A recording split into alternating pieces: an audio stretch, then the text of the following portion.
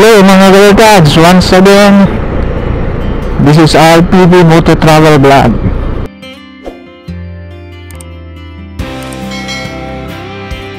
Mga Galatads, dito tayo dadaan sa may Davao Coastal Road, yan o.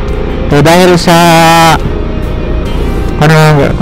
Ironman 70.3, kasi bumalik na naman dito ngayong taon, itong event na ito. Pero this time is dito na sa Davao Coastal Road ang gagamitin.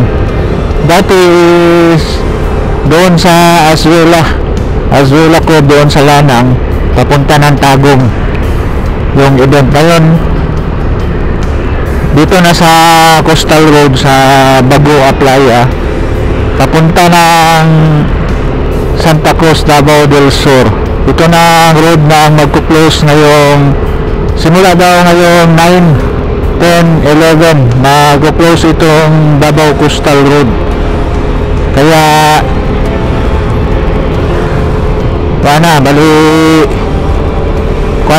magta-traffic talaga doon sa MacArthur Highway, kasi hindi madaanan itong Davao Coastal Road. Pupuntahan natin ngayon dito doon mga kabarkads, yung event area sa may Bagoa Playa. Marami ng mga nilagay dito, Ironman, yan, mga tarpaulin dito. Kasi itong area na ito yung magsasarado, hindi madaanan ito kasi gagamitin siguro ito sa running. Yung last na nila na category, yung running, yan gagamitin.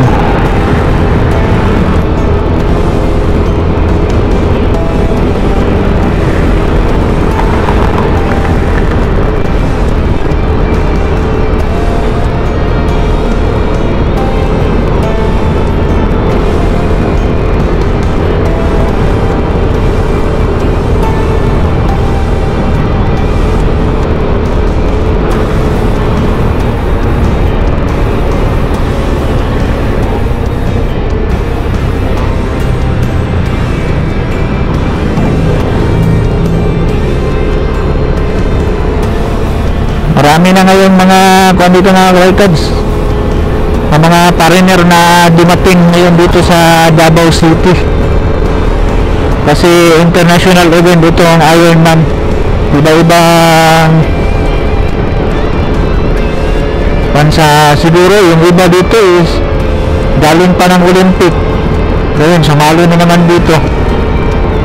Kasi yung Olympic marang matatapos na yung Sunday yata, yung Olympic mag-close na ngayong Sunday. Yung iba is kung tapos na doon, maagang natapos doon, pupunta na naman dito sa Pilipinas.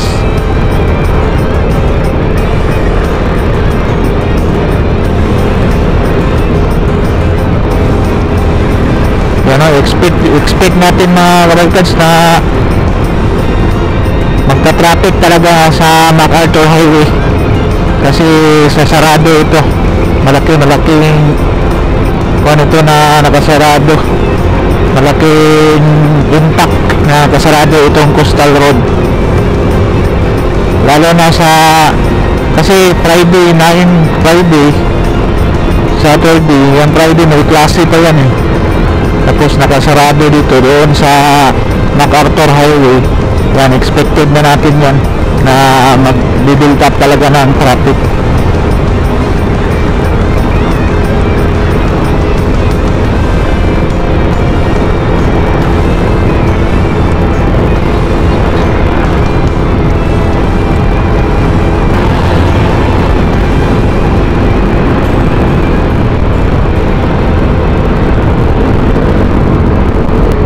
Hindi masyadong maraming nagja-jogging ngayon mga Galatads, kasi may klase na dati nung wala pa ang klase, maraming nagja-jogging dito at bicycle. Yan, ngayon wala kasi may eskwela na.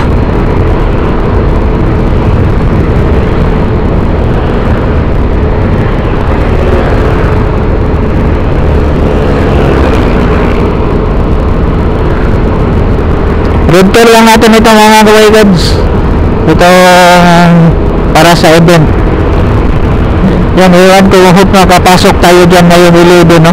Kasi yung 11 mga kawaikads, yan talaga yung main event. Yung 11. Kasi itong 9 parang Iron Kids. Tapos yung 10 parang Iron Day para sa mga babae yata. Yung pero mga local lang yata yung 9 at saka 10. Tapos yung 11 is yun ang sa international na mga event competition sa Ironman.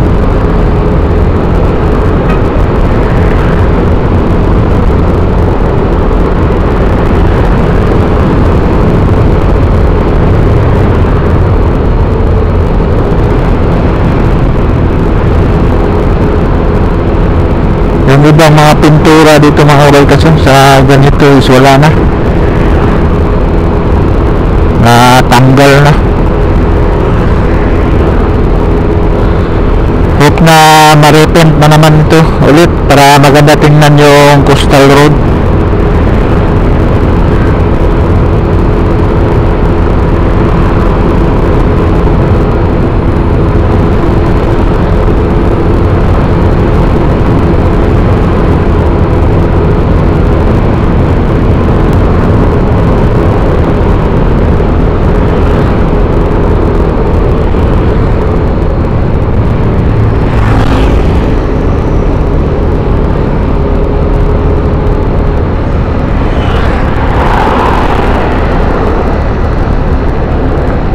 May mga kuha na mga kabaiktas sa parking yata ito, nilagyan na ng mga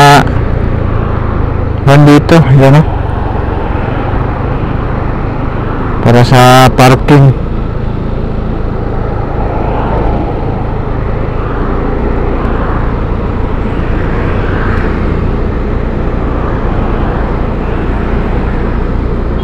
Highview na contractor pala ang nakakuan dito.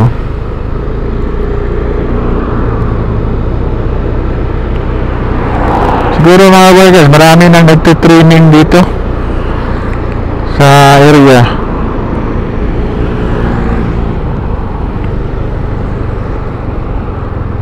Yan, nakasarado na mga kabaiktas. Hindi na mapasukan dito sa kuan. Yan, wala na ang coastal ang kuan. Sinarado na.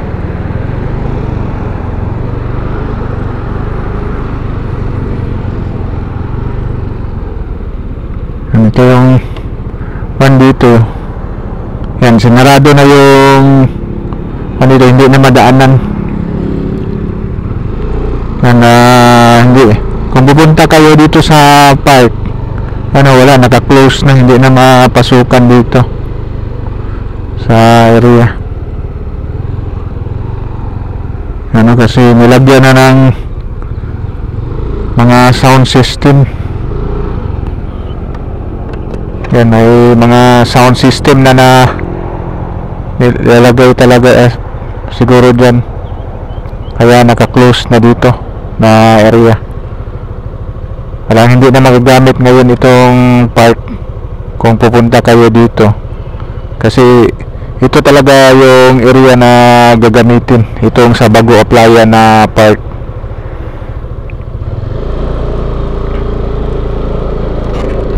Yan, dito, ito parking area lang ito mga kabaikads. Yan, parking area lang ito. Ito yung sa swimming area, yan, papunta dito.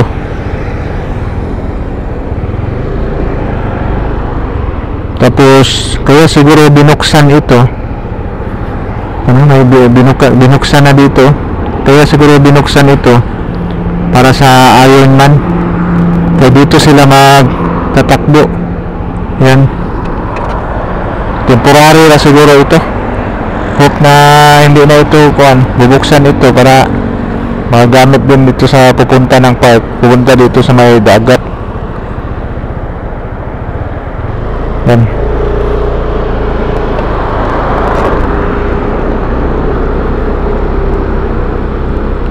may guide na sila nilagay dito pala. Tatakbo sila siguro yung mga kuan nila, mga bicycle. Pati dito binuksan, no? Dito pala ilalagay yung mga bicycle nila. Yan. Pati dito binuksan na. Yan doon. Galing sa swimming. Galing sila magsi-swimming doon. Tapos doon papasok. Kukunin yung bicycle nila. Dito yung bicycle nila na ilalagay. Yan.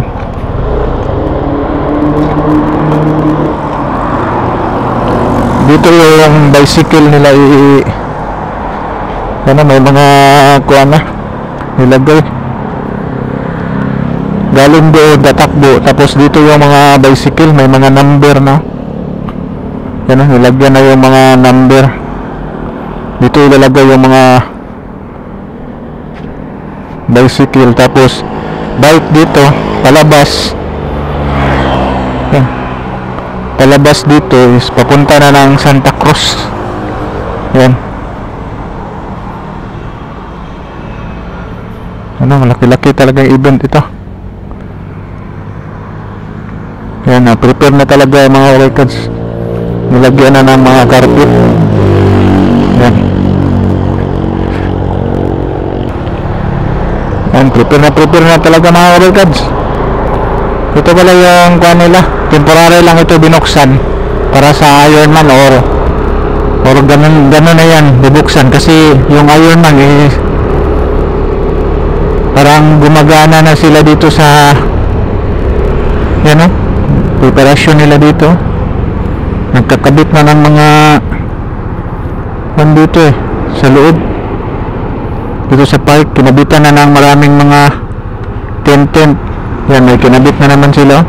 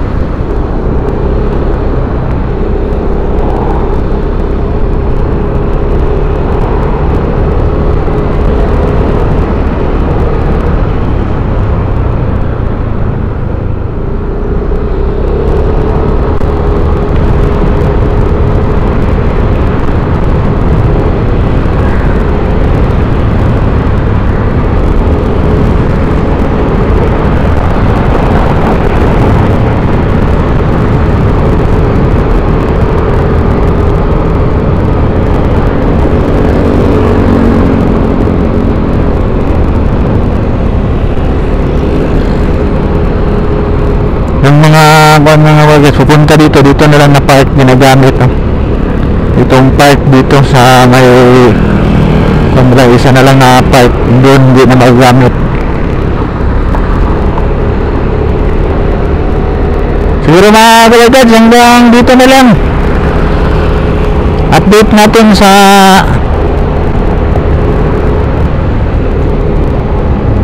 Ironman 70.3 dito sa Davao City, Philippines. Yan, like and subscribe to my channel and press the button bell para ma-notify kayo sa mga video na i-download ko, especially sa mga travel vlog natin. Yan, see you, bye. God bless.